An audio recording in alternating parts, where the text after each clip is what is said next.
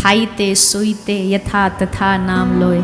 चलते फिरते यहाँ घर से यहाँ तक आए हो, यहाँ से घर जाओगे, गाड़ी चला के आए हो या बस में बैठ के आए हो या भोजन बना रहे हो या नौकरी करने जा रहे हो या स्कूल जा रहे हो, इनके बीच में आप जब याद आ जाए तब हरे कृष्ण कृष्ण कृष्ण हरे हरे, हरे राम राम राम हरे हरे, ये करो। ये कर पाओगे? कर पाओगे कि नहीं? आसान है कि नहीं? करना चाहिए कि नहीं? पर क्या करते हो? याद रहता है कि इस समय भगवान का स्मरण करना है, नाम जपना है। आते जाते इधर उधर की बात तो कर लेंगे पर नाम स्मरण नहीं करेंगे। भोजन बनाते बनाते मैया आजकल नया सिस्टम चल गया, कान में वो लगा लेंगी, दुनिया भर के आड़े टेढ़े गीत सुनेंगी, गाएंगी भी वही, लेकिन उस समय भगवान का नाम स्मरण नहीं। कितना समय मिलता है हमें नाम जाप करने का, हम फिर भी नहीं करते और फिर बहाना क्या देते हैं सद्गुरुओं को कि जी समय नहीं है।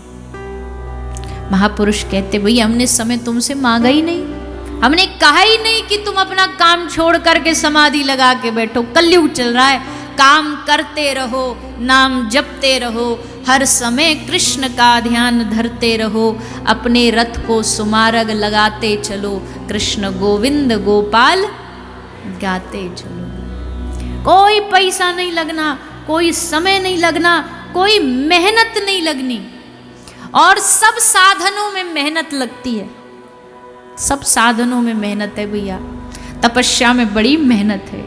देखो जो तप कर रहे हैं, ठंडी के समय में शरीर पर कोई वस्त्र नहीं, तपस्या में लगे हैं। पर हरिनाम में क्या मेहनत है? हरिनाम तो आज के कलयुग के जीवों के लिए सबसे उत्तम साधन है, सबसे आसान साधन है।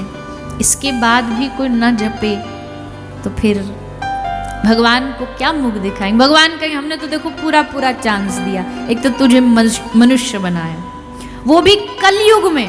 सतयुग में भगवत प्राप्ति करने के लिए साधु तपस्या करने बैठते थे, चींटियां शरीर में बिल बना लेती थी, तब भी भगवत दर्शन होंगे नहीं होंगे गारंटी नहीं है। और कलयुग में नाम जपते जपते केवल नाम के प्रभाव से नरसी को 56 बार भगवान ने आके साक्षात दर्शन दिया। कितनी बार? 56 बार। 1-2 बार नहीं आए। गाड़ी चलानी थी तो ड्राइवर बन के आए, भात भरना था तो आ गए, जब बुलाया तब आ गए। जब केदार नरसी ने गाया केदार राग, ठाकुर जी उपस्थित हो गए। जेल में राजा ने डाला, अगर तू सच्चा भक्त है तो गले में तेरा ईश्वर, तेरा परमात्मा माला चढ़ा के जाए तो मैं मानूं कि तू सच्चा भक्त है। तो स्वयं भगवान आए, माला पहन। 56 बार कलयुग में दर्शन। मीराबाई को पग पग पे गिरधर लाल के दर्शन होते थे। जब मन चाहे गिरधर लाल को बुलाती और ठाकुर जी उपस्थित हो जाते। एकनाथ जी को कहीं भी भगवान के दर्शन हो जाते। ये कलयुग का नाम का प्रताप है। जैनाबाई नामदेव जी के घर में झाड़ू लगाती थी, नामदेव जी के घर में कपड़ा धोती थी। और नामदेव जी जब सत्संग करते तो कहीं पीछे बैठी एकदम शांत भाव से बैठी बैठी सत्संग सुनती रहती थी। नामदेव जी का संग पाके ऐसा रंग चढ़ा जैनाबाई को, कपड़ा धोते धोते विठ्ठला विठ्ठला, झाड़ू लगाते लगाते पांडुरंगा पांडुरंगा, गोबर उपला थापते थापते विठ्ठल विठ्ठल विठ्ठल। एक बार इनके गोबर का जो कंडा, गोबर का कंडा समझते हैं ना, गोबर के उपले, वो जाके किसी पड़ोसन के उपलों में जा मिले। पड़ोसन से जा लड़ी, बोली मेरे कंडे तूने ले लिए। पड़ोसन बोली जितने थे तू गिन के ले ले। बोले ना, मुझको गिनती के नहीं, मुझको मेरे वाले ही चाहिए, तेरे वाले नहीं चाहिए।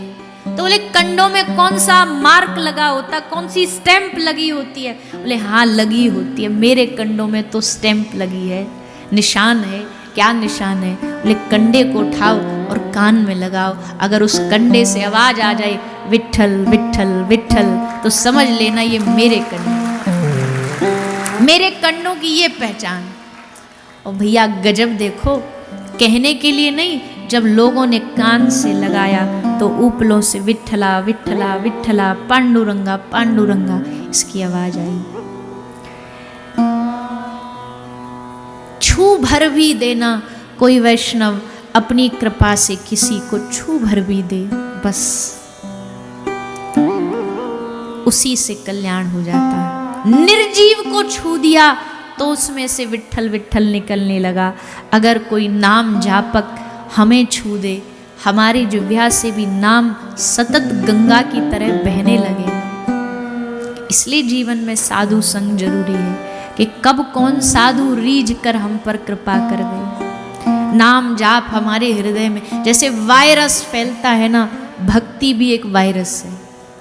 भक्ति बड़ा तगड़ा वायरस है।